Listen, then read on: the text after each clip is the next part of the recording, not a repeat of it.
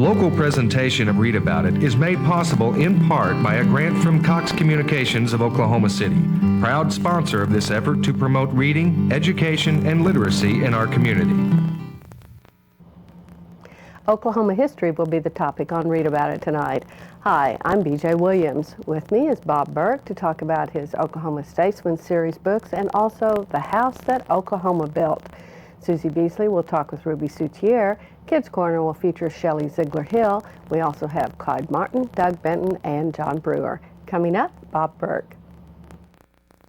The following public service program is brought to you by the Metropolitan Library System.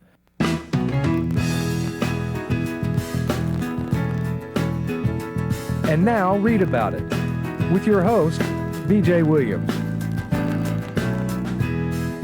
Bob Burke is a local attorney, and in his leisure hours, shall we say, he writes books. In fact, he writes quite a few of them, and we're going to talk about 4 that he has done today.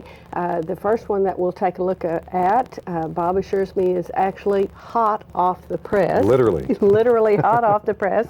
It's called The House That Oklahoma Built, and Bob, tell us a little bit about it. Well, it's a history of the Oklahoma governor's mansion. Betty Crow, who lives down at Altus, a few years back, was asked by the First Lady to put together a scrapbook of the people, the families who had lived in the Oklahoma governor's mansion since it was built in 1928. Betty and her husband Herschel, who is our Secretary of Transportation in Oklahoma, good friends of mine, we got together. So Betty and I have co-authored this book with the gracious help of First Lady Kathy Keating, who has opened her home to us, the governor's home, and also thousands of pictures. It's a wonderful story that focuses upon the children and the first ladies of the 14 families who have lived in the governor's mansion rather than the governors themselves. I learned so many topics because this is especially a wonderful book for women.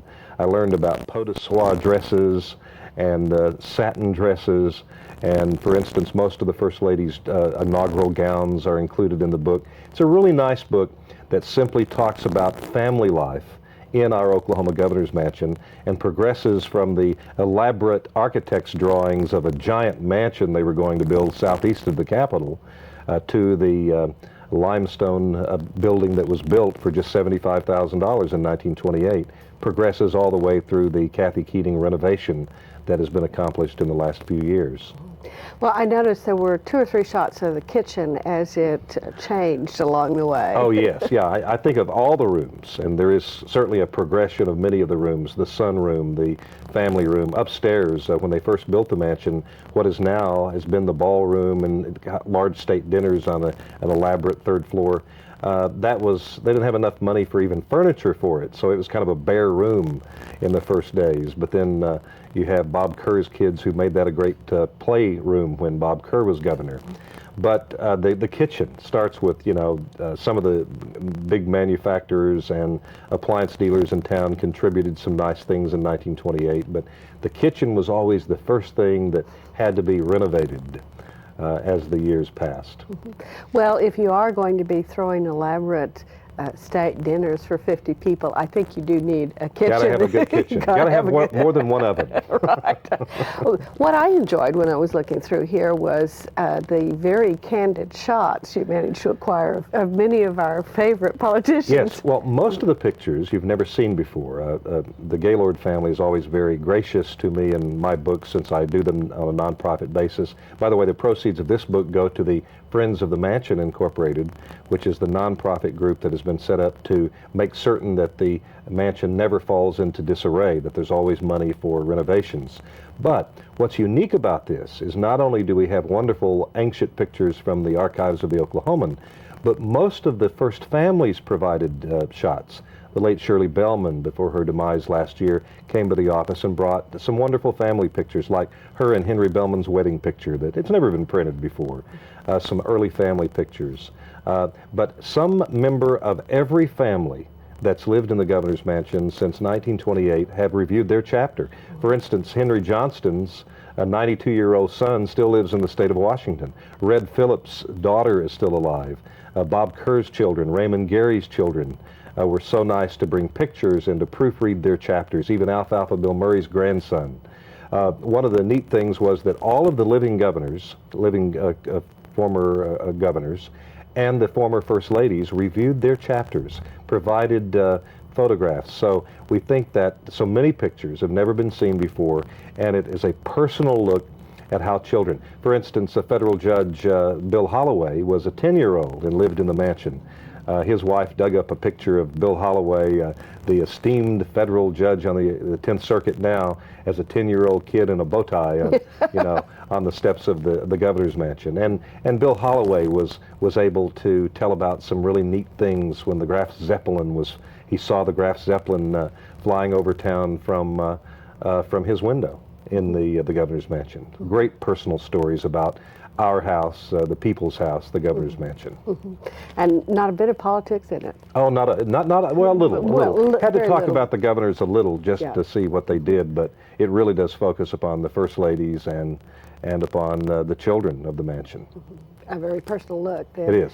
And the coffee table size with lots of photos, over 300 photographs. Oh my word! So you could spend quite a bit of time just looking at the photos, and then have to go back. Well, I've got to read that. I was Absolutely. too busy with the pictures. Well, you also work on something else. We said this was Oklahoma history, and you do something called the Oklahoma Statesman series. Yes, that's a joint project between the University of Central Oklahoma Press and the Oklahoma Heritage Association. Actually, George Nye's idea when he was president of UCO. I think I've written 8 in that series, but you got to be dead to be in the series. We wanted to do books on people that probably never full-blown biographies would be written. These 3 have come out just this summer and fall. 2 of them are, I think, forgotten women of Oklahoma. Kate Bernard, who the only name anything you see her name on is a community treatment center here in town. Kate Bernard was a little 5-foot, 90-pound woman who was the first woman in America elected to a statewide office.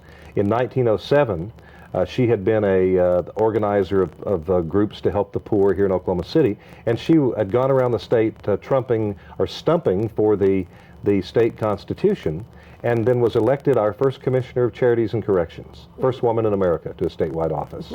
Got more votes than Charles Haskell, our first governor, even though she couldn't vote for herself, because she's still more than a decade away from women having the right to vote in this country. Kate wrote many of the planks of our Constitution. They're called Kate's Planks.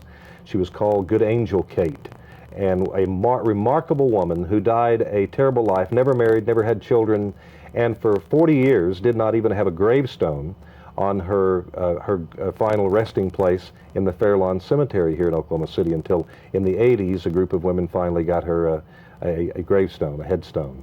But a lady who was forgotten, who had contributed greatly to our early days in Oklahoma. The other forgotten woman was Alice Robertson, who at age 66 and had never married and was running a cafeteria in Muskogee. In 1920 was elected to Congress. Our only congresswoman, was the first woman postmaster in America, had been good friends in college with Teddy Roosevelt. So 16 years before women could vote in this country, she was the postmaster in Muskogee. Because of her friendship with Roosevelt. Her grandfather was Samuel Wooster, who was the early missionary who came on the Trail of Tears with the Cherokees and the Creeks. But Alice Robertson went to Congress, the first woman to ever preside over the U.S. Congress. The second woman ever elected to the Congress, was an incredible lady. So really this is a series that anybody who's interested in Oklahoma history, as you said, we may get biographies of Will Rogers and so on, but not of the people who really did the day-to-day work. Exactly, because in this series are Lyle Boren, David's father. Lyle was the youngest man ever elected to the Congress. And then secondly, Mike Monroney, Dewey Bartlett, Glenn Johnson, some great Oklahomans. Well, thank you very much, Bob, and I'm sure we'll have you back on when your next book comes out. Okay, thank you.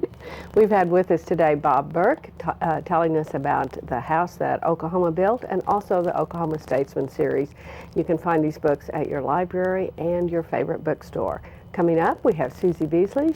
We'll be talking with Ruby Soutier about a book I'm sure you'll enjoy. Ruby, tell us about Summer Moon by Jill Marie Landis. This is a romance novel. Mm-hmm. It is set in 1869, which is just after the Civil War was over. Mm-hmm. Kate Whittington answers an ad for a wife in the local newspaper in Maine, and she ends up traveling to Texas to be the bride of a man named Reed Benton after an exchange of letters over several months. Well, when she arrives in Texas, she discovers those wonderful, tender letters were not written by him at all. He did not advertise that he wanted a bride. And it turns out that his father and his housekeeper decided that he needed a wife and advertised in the papers and even sent these letters that she just treasured in his name. And so it was quite a shock. But of course, keep in mind, this is a love story. It has some side themes. His son from his first marriage was captured by the Comanche Indians and is rescued and brought back home. So in addition to dealing with the husband that's not really her husband, she also deals with the little boy who is taken as a 2-year-old and comes back like 5 years later and is Indian, even though he's really not. That's the way he was brought up. It's a very touching story, and for people that really miss Laverne Spencer, who retired several years ago from writing, this is probably a reasonable substitute. It's a pretty good story. So what did you like best about this book? The thing that I really like the best about it is they don't treat the Comanches as savages or noble savages. They picture them as human, and they show that there were mistakes and violence on both sides, both among the whites and the Native Americans, and that's what I really liked best about it. Well, we certainly appreciate you coming and sharing with us Summer Moon by Jill Marie Landis, and she does have other books at the library and perhaps your local bookstore. And this is fairly brand new acquisition, and we'll see you next time. Thank you. Thanks, Susie and Ruby. And now it's time for a few books that I think you will enjoy. This first one is called Long Shadows, Truth, Lies, and History. It's by Irina Paris. Paris begins her book with a quote from George Orwell. And what Orwell said in the book 1984 was, "He who controls the present controls the past. He who controls the past controls the future." And I would say the things that we have been experiencing in the last few weeks is certainly proof of that statement. As she says in her introduction, there is a wealth of material on this weary old planet to investigate what happens when the history is restructured or ignored. She cites a number of them that she apparently considered before she picked the ones she did examine. The troubles in Northern Ireland, the Kashmir problem, transition in Iran from autocracy to theocracy, the power vacuum in the post-Soviet Russia, the punto final amnesty in Argentina, the situation in Palestine. But after careful consideration, she decided she would look at the way history is either ignored or dealt with in 3 particular areas. The first one being World War II, where she looked at the way the Japanese absolutely ignore that they were the aggressors, that they murdered hundreds of thousands of Chinese and Koreans, that their treatment of prisoners of war was absolutely horrible. The French tended until very recently to ignore the fact that a great many French citizens were not members of the resistance, but in fact enthusiastic collaborators with the Nazi occupiers, whether they were in occupied France or Vichy France. The Germans continue to wrestle with their guilt. They have acknowledged it, but obviously it's very difficult to try to live with something that horrendous in your past.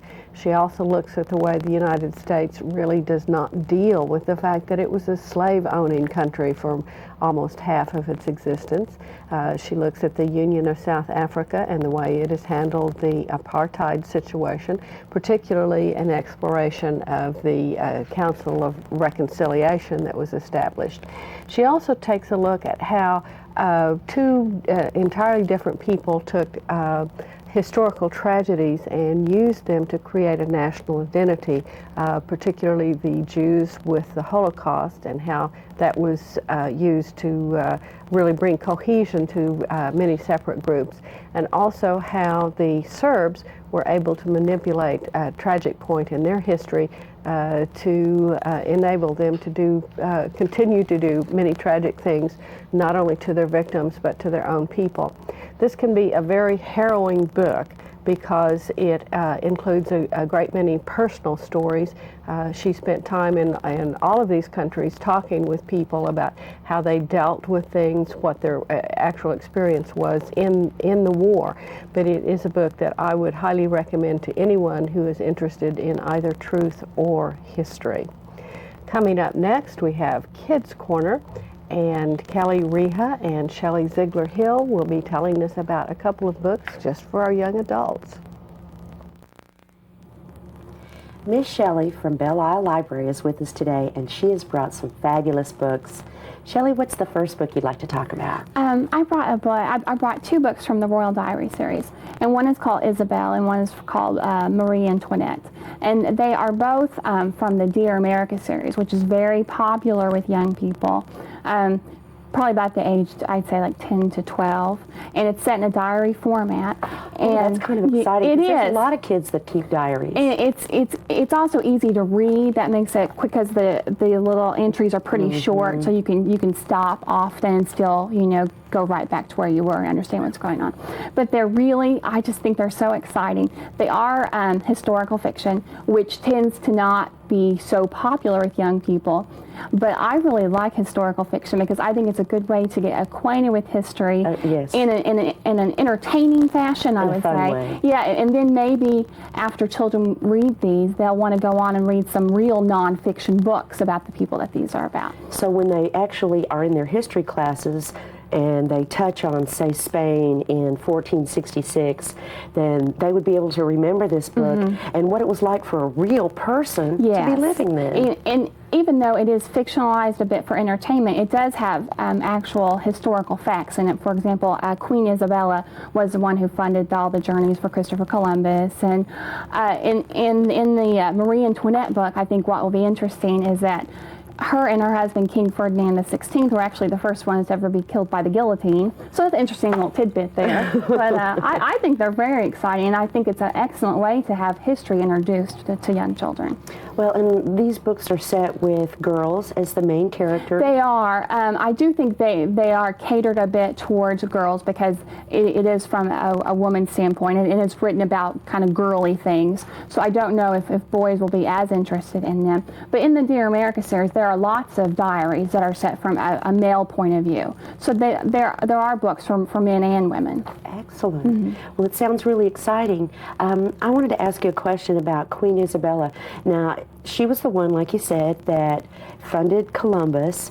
So this is the time in her life way before that, before she's married. It starts out as she's waiting to have an arranged marriage, which is a very scary concept. But she's 14 at the time. 14. So she's waiting to find out who she's going to marry, and then it goes up through her life, and then it ends at a certain point, and then there's an epilogue that kind of wraps up the rest of her life. Oh, that sounds really it's good. really neat. Yeah. So they can find them if they come and see you at Belle Isle, or That's they right, go to or any library. Right. Yeah. They can request them. There are several in this series. I can't even tell you how many there are to choose from, but there's a lot.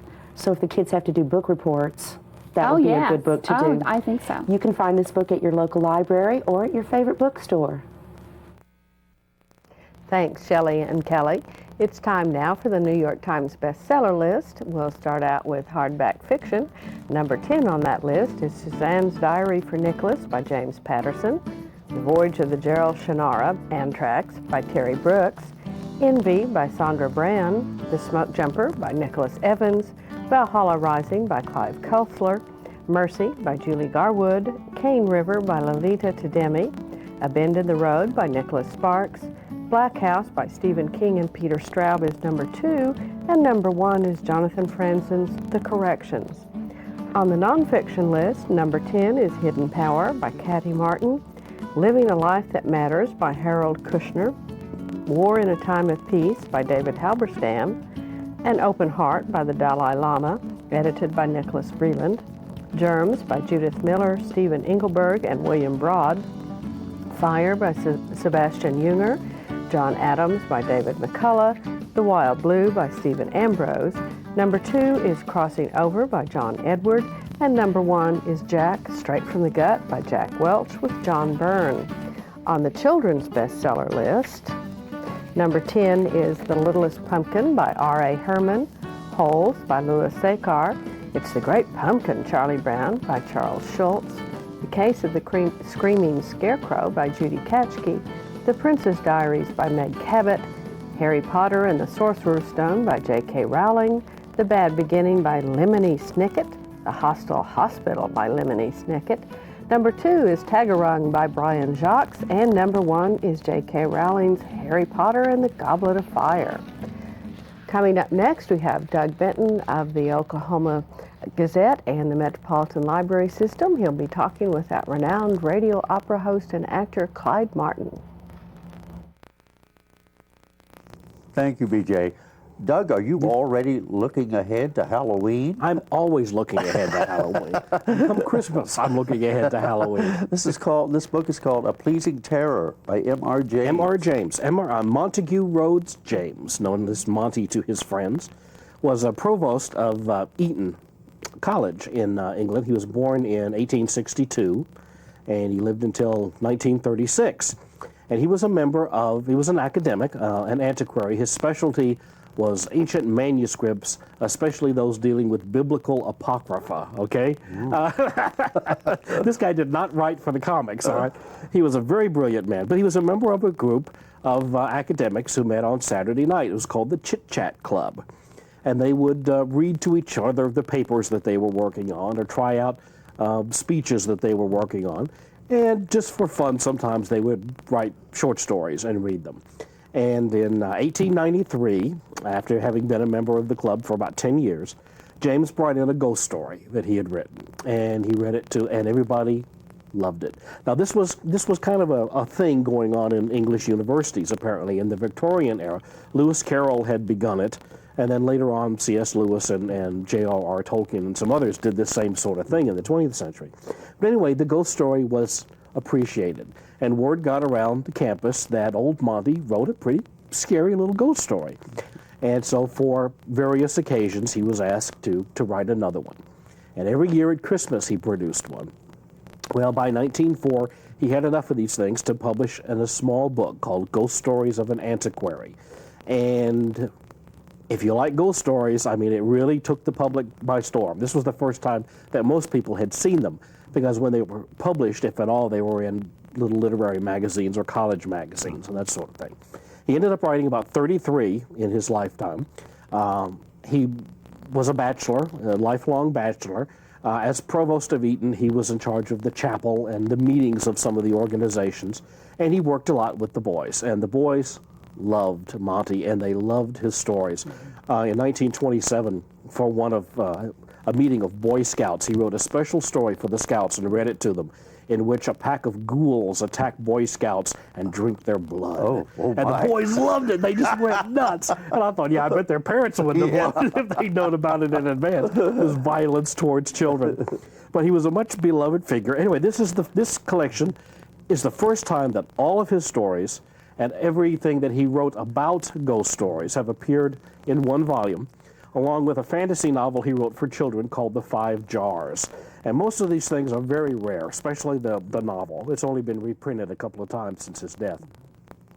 His collected ghost stories have been in print continuously since 1931, but this is the first time that all the stories, including some fragments and some things that nobody knew he had written, have all come together in one volume. So if you like the traditional, classic, chilly little ghost story, this is this is the place to go. Good. Well, thank you very much, Doug. It sounds like his life would make a good movie. It would. Thanks again. Thanks, Doug and Clyde. I have with me now John Brewer, a local attorney, and he wants to tell us about a great book that he has just read. In fact, a very timely book, isn't it, John? Yes. It's called Body of Secrets. It's written by a fellow named James Bamford. It's actually a follow-up to a 1982 book called The Puzzle Palace. He's written two books. Both have been about the National Security Agency. It is the federal agency that does all of the electronic intelligence gathering for the U.S. government. Larger than the CIA, situated at Fort Meade, Maryland, extremely high-tech, tens of thousands of employees, probably the largest computer system in the world.